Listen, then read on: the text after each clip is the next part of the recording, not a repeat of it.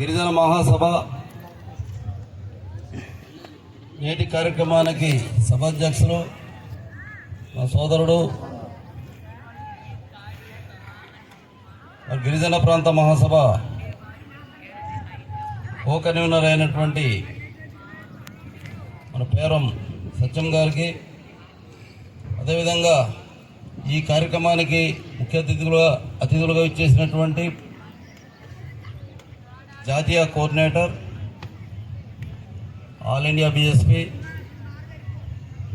మాజీ DGP doctor Purnachandrarao గారికి, అదేవిధంగా state coordinator all India BSP B Paranjyothi గారికి, పెద్దలు మాజీ ఎమ్మెల్సీ గారికి, మరి వేదిక మీద ఉన్నటువంటి పెద్దలు, స్థానిక ఈ మైదాన ప్రాంత నాయకులందరూ పేరు తెలియదు కాబట్టి దయచేసి మరోలా చూద్దామని చెప్పి మీకు మనవి చేస్తున్నాను. వేదిక మీద ఉన్న పెద్దలందరికీ, ప్రతి ఒక్కరికి, ఈ కార్యక్రమాన్ని విజయవంతం చేయడానికి వచ్చేసినటువంటి మీ అందరికీ మరి జై భీమ్ తెలియజేస్తున్నా. మిత్రులారా, మనకు స్వతంత్రం వచ్చి 78 ఏళ్ళు అయింది.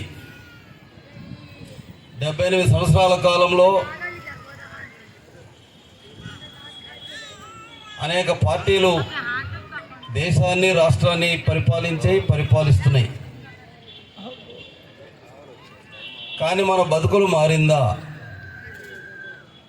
మరి ఈరోజు మన బతుకులు బాగు చేయడానికి,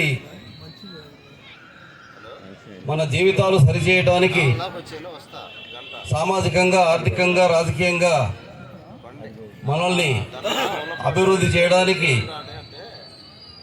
మన రాజ్యాంగ నిర్మాత డాక్టర్ బిఆర్ అంబేద్కర్ గారు ఈ దేశానికి రాజ్యాంగం ఇచ్చాడు. అదేవిధంగా ఆ రాజ్యాంగం ద్వారా ప్రత్యేకమైన చట్టాలు, సదుపాయాలు, హక్కులు, మానవ హక్కులను ఇచ్చారు. కానీ ఆ రాజ్యాంగం ఎవరికి అనుకూలంగా అమలు జరుగుతుంది, ఎవరికి వ్యతిరేకంగా అమలు జరుగుతుందనే విషయాన్ని మనం చర్చించుకోవాల్సినటువంటి అవసరం ఉంది. కారణం ఏమిటంటే, ఈ దేశంలో ప్రజాస్వామ్యం ఉన్నది అని మనం అనుకుంటున్నాం మనం అందరం. ఎందుకంటే ప్రతి ఒక్కరికి కూడా ఓటు హక్కు ఉంది కాబట్టి, ఎన్నికల్లో ఓట్లు వేస్తున్నాం కాబట్టి. కానీ ఈ దేశంలో ప్రజాస్వామ్యం అనేది లేదు. ఎందుకు అంటే, ప్రజాస్వామ్యం అంటే అందరిది, అది కొందరిది మాత్రమే, కొందరికే పరిమితమైంది. మరి ప్రజాస్వామ్యం అందరిది అయినప్పుడు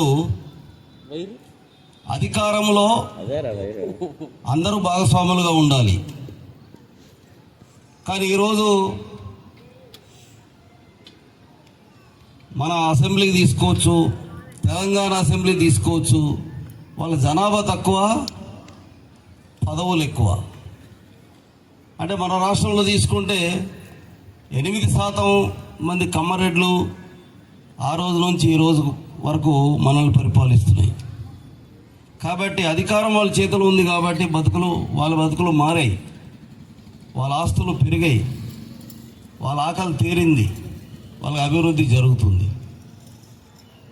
మనం అధికారం దూరంగా ఉన్నటువంటి మెజారిటీ ప్రజలు, అంటే 180% ఉన్నటువంటి వాళ్ళు, దాదాపు 90% ఉన్నటువంటి వాళ్ళు అధికారం దూరంగా ఉన్నారు. మరి ఇది ప్రజాస్వామ్యం ఎలా అవుతుంది? 8% ఉన్నటువంటి కమ్మరెడ్లు ఈ రాష్ట్రాలను ఎలా పరిపాలిస్తారు? వాళ్ళు లేకపోతే వీళ్ళు, వీళ్ళు లేకపోతే వాళ్ళు. కానీ 52% ఉన్నటువంటి బీసీల పరిస్థితి ఏంటి? 18% ఉన్నటువంటి షెడ్యూల్ కులాల పరిస్థితి ఏంటి? 7% ఉన్నటువంటి ఎస్టీల పరిస్థితి ఏంటి? ఈరోజు మా ఏజెన్సీ ప్రాంతాలు తీసుకున్నట్లయితే 5వ షెడ్యూల్ ప్రాంతంలో ప్రత్యేకమైన చట్టాలు, సదుపాయాలు, హక్కులు ఉన్నాయి. అది రాజ్యాంగం వరకే పరిమితమైంది. కానీ రాజ్యాంగం చెప్పిన ప్రకారం పరిపాలించడం లేదు. ఉదాహరణ మీకు ఒక ఎగ్జాంపుల్ చెప్తాను. ఐదవ షెడ్యూల్ ప్రాంతము ఆదివాసులది. అది ఆదివాసీ ప్రాంతము. ఆ ప్రాంతంలో ఉన్నటువంటి అడవులు, భూములు, నీరు, గాలి, జంగిల్, జమీన్ అంతా కూడా ఆదివాసులది. మరి ప్రాంతం ఆదివాసులదైనప్పుడు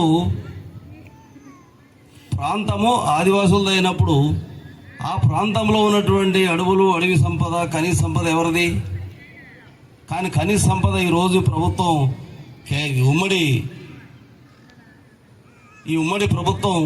ఉమ్మడి కూటమి ప్రభుత్వం ఏమంటుందంటే ఈ ఖనిజాలు మాది, ప్రాంతం మాత్రమే మీది అంటున్నారు.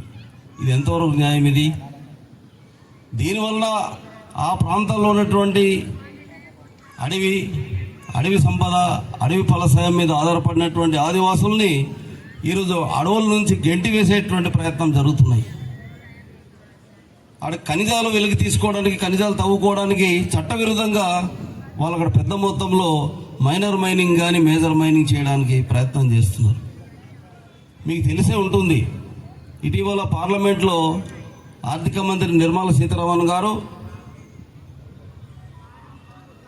రిస్క్ మినరల్ మైనింగ్ పాలసీ అనేది పెట్టి, దీని ప్రకారంగా మేము పెద్ద మొత్తంలో ఈ దేశం అంతటా కూడా దేశంలో అన్ని ప్రాంతాల్లో మైనింగ్ చేస్తామన్నారు. అయితే మాకు మైనింగ్ చేస్తే ప్రమాదం ఏమిటంటే ఆదివాసీ ప్రాంతాల్లో సముద్ర మట్టానికి మేము సుమారుగా 3500, 4000 అడుగుల ఎత్తులో ఉన్నాం. అక్కడ గనులు ఉన్నాయి కాబట్టి నీళ్లు పుట్టింది. మేము బతకడానికి, ఆదివాసీ ప్రాంతంలో ఉన్నటువంటి ఆదివాసులందరూ బతకడానికి ఆ నీరే ఆధారం.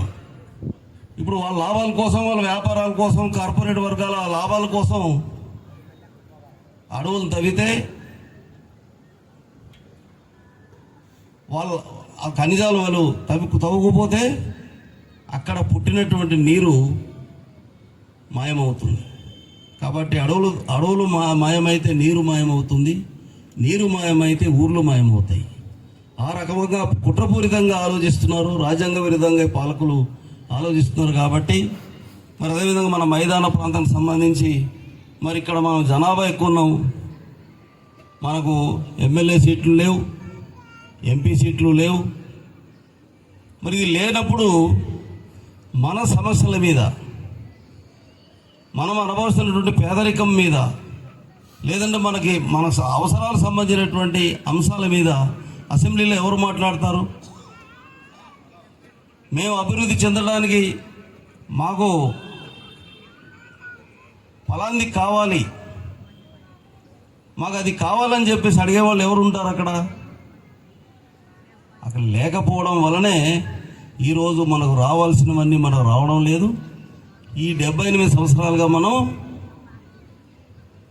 పేదవాళ్ళుగానే ఉండిపోయాం. పేదవాళ్ళుగానే ఉన్నారు, ధనవంతులుగానే మారుతున్నారు.